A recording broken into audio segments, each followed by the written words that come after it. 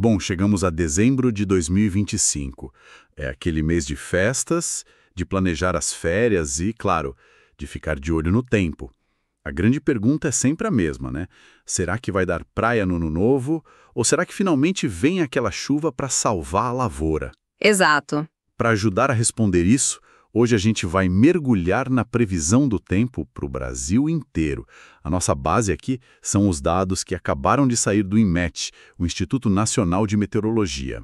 E o que já salta aos olhos nessa previsão, logo de cara, é o contraste. Contraste é a palavra, então. Com certeza, a gente vai ver um Brasil, assim, literalmente partido. Algumas regiões com um volume de água muito acima do normal, o que é ótimo, mas outras vão enfrentar um calor seco bem complicado. Entendi. Então a nossa missão aqui é justamente entender esses dois Brasis, né? O que esses extremos significam na prática. Exatamente. Essa análise que vai contar a verdadeira história deste dezembro. Ok, vamos mergulhar nisso então. O panorama geral das chuvas, como você disse, é de um país dividido. O INMET fala em chuva forte para boa parte do Sudeste e Centro-Oeste. E, ao mesmo tempo, um cenário de torneira quase fechada em grande parte da região sul. A imagem é muito forte. E como isso aparece no mapa deles? Olha, o mapa que o INMET publicou conta essa história de uma forma muito visual. Eles pintaram de azul, um azul bem vibrante, o coração do Brasil, sabe?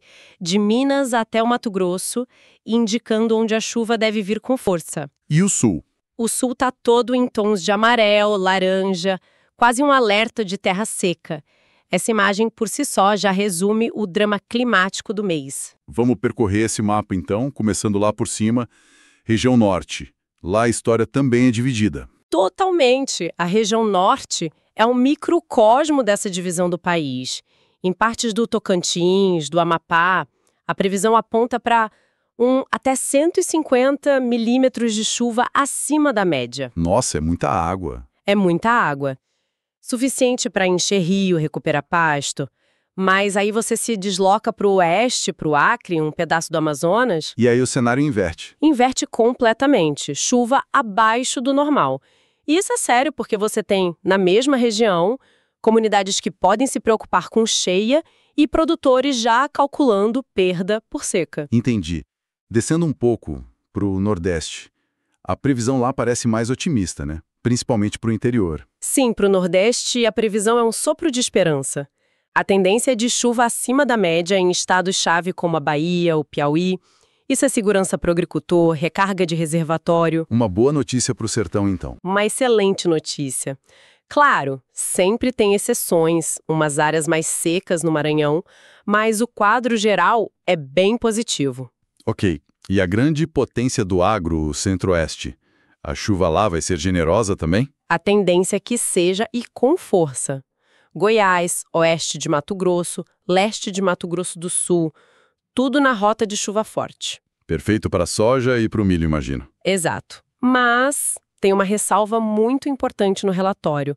Uma mancha de seca bem no meio disso tudo, no centro de Mato Grosso. E o que significa uma mancha de seca justo ali? Significa um alerta vermelho. A gente está falando do coração da produção de soja do Brasil.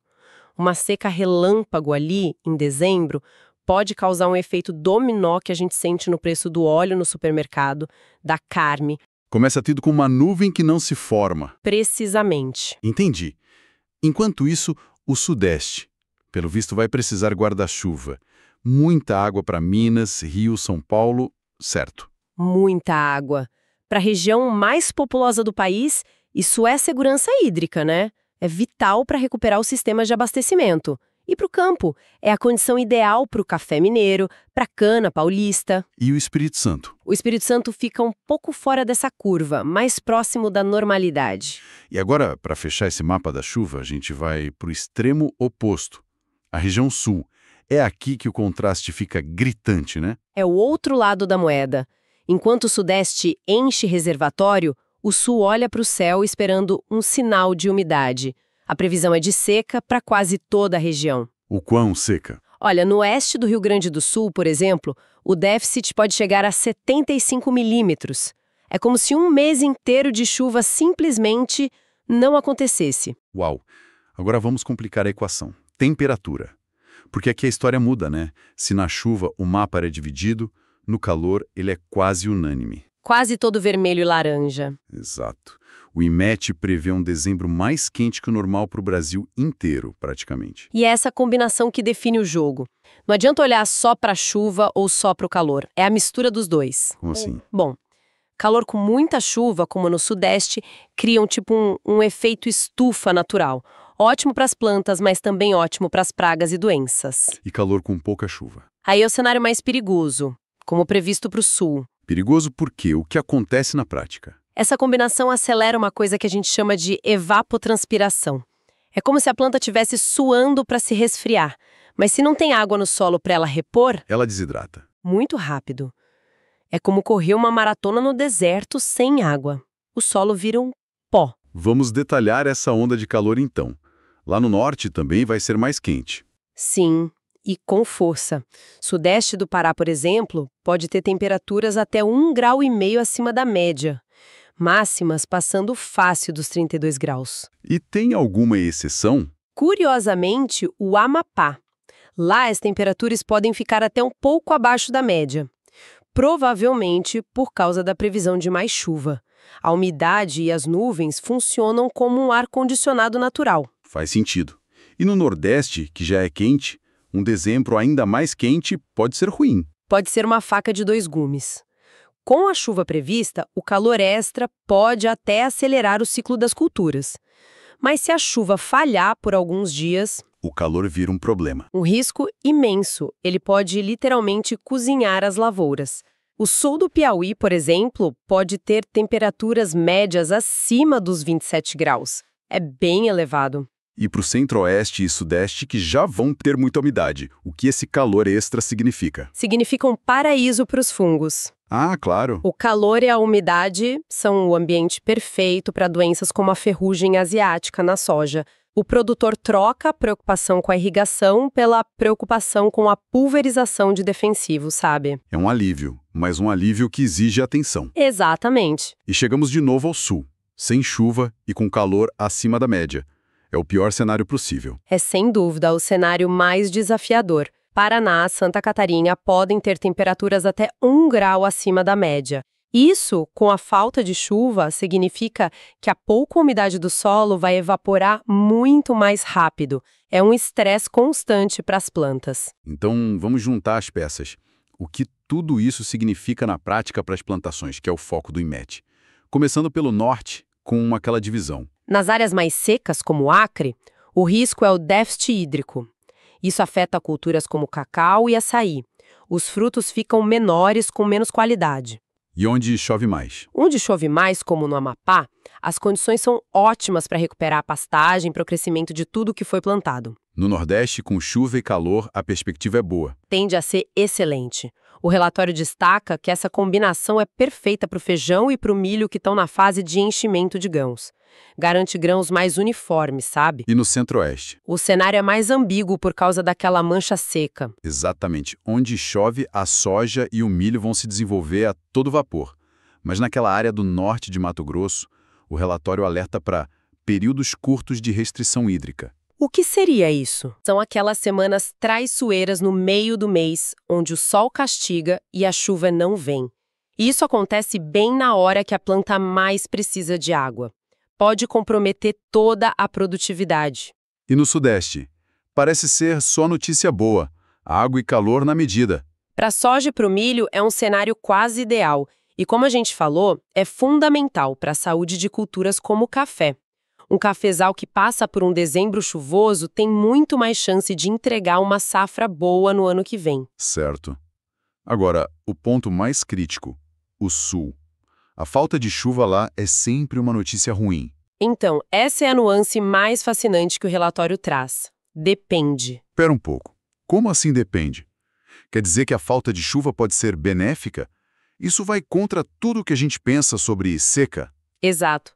Depende do que está plantado e em que fase a cultura está. Para as culturas de inverno, como o trigo, que em dezembro estão na colheita, A chuva atrapalha? atrapalha muito. O tempo seco e com sol é exatamente o que o produtor quer.